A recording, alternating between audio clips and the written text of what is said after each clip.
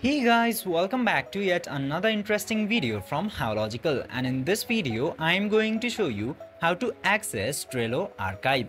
So without any further ado, let's dive right into this exciting video.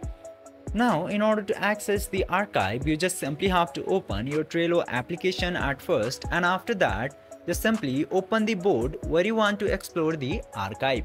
Just simply tap into these three dots into the top right corner, and from there again tap to these three dots.